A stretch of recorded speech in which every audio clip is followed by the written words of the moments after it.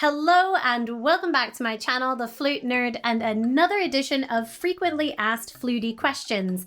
This month's question is, how much should I practice? This is a very popular question that I probably get asked once a week, so let's jump straight in. I do get asked this question almost all the time, and I'm afraid there is both good news and bad news. The bad news is there's no one-size-fits-all answer for everyone. How much you need to practice is based on your individual needs. It depends on your goals, your body, and your attitude. Here's the good news. There's no one-size-fits-all answer for everyone, which means you have permission to find a routine that works for you specifically. But first, let's chat about why this is such a complicated question. Let's say there was a formula that if you practice X number of hours, Y days a week, that you would get better fastest. That's gonna come with all of its own sorts of complications. Enforcing rigid schedules can make practicing feel like a chore, and if it feels like a chore or work, we're less likely to do it. That strictness doesn't take into account our individual situations, our learning pace, our schedules, our goals. Trying to balance those on top of a rigid schedule will feel very frustrating. It will be easy to start to feel anxious about how much you should be practicing but don't manage to fit into your time. But on the other hand, we all want to get better. And not devoting enough time to our practice is going to mean that our progress is slow.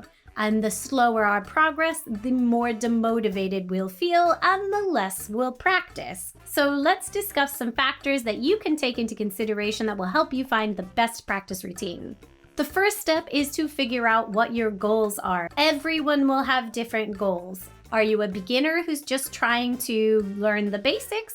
Or are you somebody who is hoping to become a professional flautist? If you are a beginner, you probably need less practice time than somebody who wishes to be a professional. However, whatever your goals are, the important thing is consistency and quality of practice. A focused, concentrated, and intentional practice session is always better than a practice session that might be longer but full of distractions. Be mindful of your practice habits and try to find something that will help you realize your goals in the best way possible. You also need to determine how much time you have to practice. Consider the other commitments on your time and try to find a balance that works for you. If you're trying to work a full-time job while raising a family, chances are you're going to be lucky to find some time to practice. Whereas if you're a music student full-time in school, you probably have many hours you could be devoting to the practice time.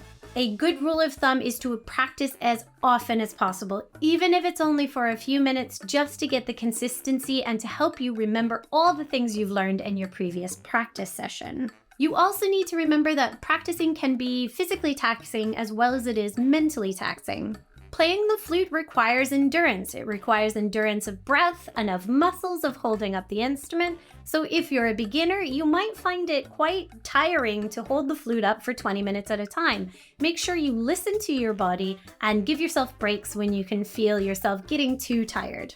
The more tired you are, the more we lose the effectiveness of our practicing. Don't forget to assess your mental state on a particular practice day. Be honest with yourself and evaluate your focus and engagement before you start practicing, because if you're feeling very anxious or distracted, you may not find that you can do quality practice, so perhaps it's best to get it out another day.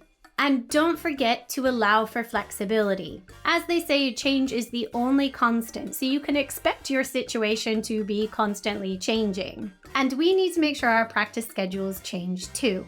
Some days you may be feeling really energetic and focused, and some days maybe not. So make sure you're paying attention to which way you feel and plan your practice schedule accordingly. There are also times of our lives where we have to be kinder to ourselves. If you're going through a really busy time at work, maybe you won't have the time you wish you did to practice the flute. Just try to make sure you get it out every now and then and allow yourself that freedom to not practice as long as you think you should. Conversely, if you have a performance or exam coming up, you might want to expand your practice time to include a bit more every week to help you make sure you feel super prepared. And of course, if you change your goals, you want to make sure you change your practice time to reflect those goals. Constantly checking in with yourself is the best way to manage and assess these changes. The most important takeaway from this video is that you have permission to decide what is right for you.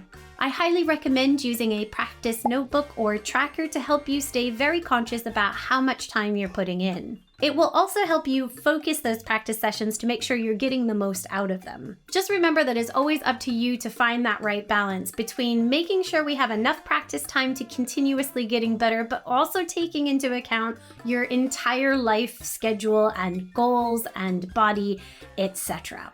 Do you have any other burning questions about the flute that you would like me to answer? If so, please do let me know in the comments below, and I will try to get around to them in a future edition of my frequently asked flutey questions. In the meantime, if you did find this video helpful, please hit that like button, and if you haven't already, subscribe to my channel and hit the bell to receive the latest notifications. In the meantime, happy fluting, friends!